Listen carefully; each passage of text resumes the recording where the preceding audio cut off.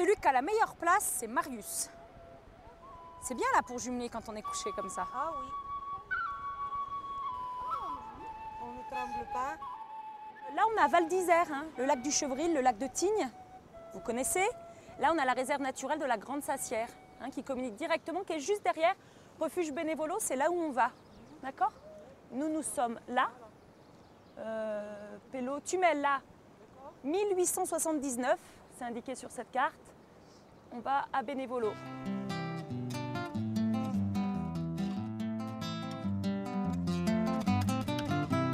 Les enfants avec qui on est actuellement, ce sont des enfants qui sont en CM1, CM2. Donc c'est des enfants qui depuis le début de leur scolarité du primaire, c'est-à-dire en grande section maternelle et CP, ils ont tous les ans eu une intervention d'un garde-moniteur du Parc national de la Vanoise. Et lors de ces interventions, ils ont appris à connaître la nature en montagne, à connaître le Parc national de la Vanoise, à connaître le métier de garde. On a travaillé plus précisément sur certains thèmes comme la marmotte, les végétaux, l'adaptation des animaux et des plantes à l'altitude. C'est cool là comme la gentiane. Mais elle n'est pas encore en fleur, non. Il y a seulement les feuilles. Ça dépend, hein. Puisque cette feuille-là, ça peut se confondre avec le veratrum, qui est une plante complètement différente, très vénéneuse. Ça s'en est du verâtre d'ailleurs. Veratrum, ça c'est du verâtre, c'est pas du gentiane.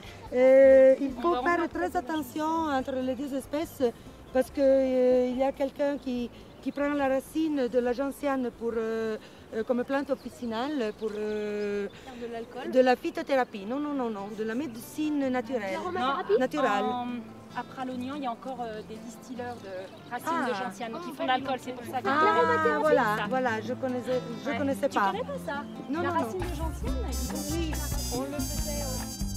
Et donc au terme de ces 6 années, on s'est dit que pour vraiment récapituler tout ce qu'ils avaient appris, on s'est dit que ça serait intéressant de les emmener dans le Parc national du Grand Paradis, qui est un parc jumelé avec la Vanoise. Et c'est comme ça qu'on s'est retrouvés dans la vallée de Rhêmes, à passer 3 jours en compagnie de ma collègue Susanna Rossi, garde au Parc national du Grand Paradis, qui nous explique plein de choses sur ce terrain qu'elle connaît très bien. Pour moi, chaque vallée a une beauté particulière, a quelque chose de particulier. Et pour moi, là, c'est vraiment les rochers et les parois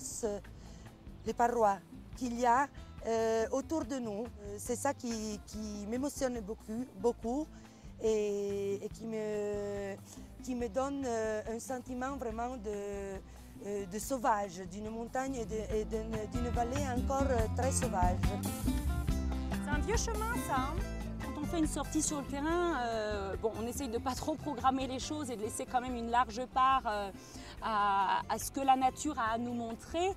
Donc, quand on voit une petite plante qui est intéressante, ou mieux encore, si ce sont les enfants qui nous demandent « Tiens, c'est quoi le nom de cette plante? Qu'est-ce qu'elle a de particulier? Est-ce qu'elle sent bon? Est-ce que ça se mange ?» Eh bien sûr, on va plus s'intéresser à cette plante, on va prendre le temps de la regarder. Voilà, ça vient du mot vipère, ça s'appelle une vipérine. Ah oui. Ah oui. Ça s'appelle la vipérine. Oui, c'est ça où il y a le lait dedans. On essaye aussi de faire un peu de la lecture de paysage, comprendre comment le paysage est structuré. Donc avec, tiens, par exemple, on s'est arrêté à cet endroit-là pour faire un pique-nique. Les roches sont toutes lisses, toutes moutonnées. D'où est-ce que ça vient? Et petit à petit, les enfants comprennent que ce sont les glaciers qui ont travaillé la vallée. Le torrent, le rôle important aussi de l'eau. Donc ça, ils l'ont très vite compris avec les gorges qu'on a franchies tout à l'heure. Ça veut déjà beaucoup de choses, mais ils sont tout le temps curieux de connaître encore plus.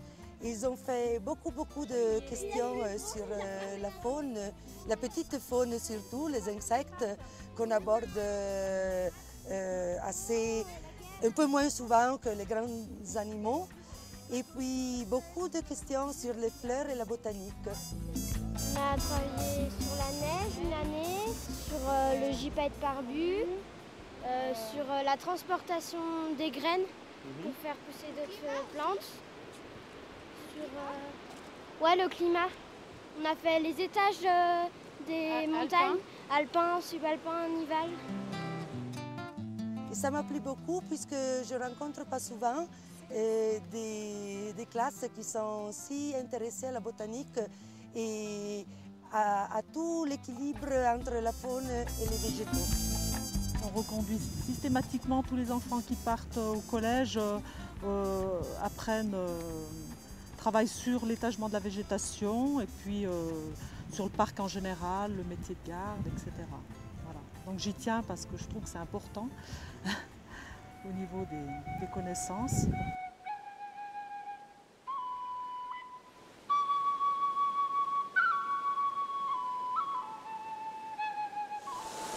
Vas-y, avec tes bonnes chaussures, il n'y a pas de souci. Voilà, super. Depuis le temps qu'on travaille avec eux, ils ont un petit peu l'habitude d'observer.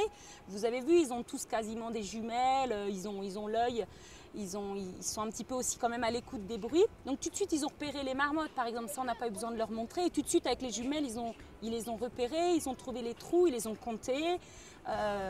Naturellement aussi tout seuls, ils arrivent à faire vraiment une démarche d'observation de la nature. Et puis nous, on est là pour essayer de leur apporter des compléments. On a déjà fait d'autres sorties, des nuitées en refuge, des sorties à la journée dans le cadre de ces projets tout au long des années. Et puis en fait, c'est cette année, en faisant un petit peu le bilan de toutes les années précédentes, qu'on s'est rendu compte que c'était quand même des enfants qui avaient eu un sacré parcours nature, dans le sens où ils avaient quand même eu plusieurs expériences diverses et variées, et que c'était intéressant de voir l'aboutissement, de voir à quel point maintenant ils étaient un petit peu autonomes dans leur découverte de la montagne.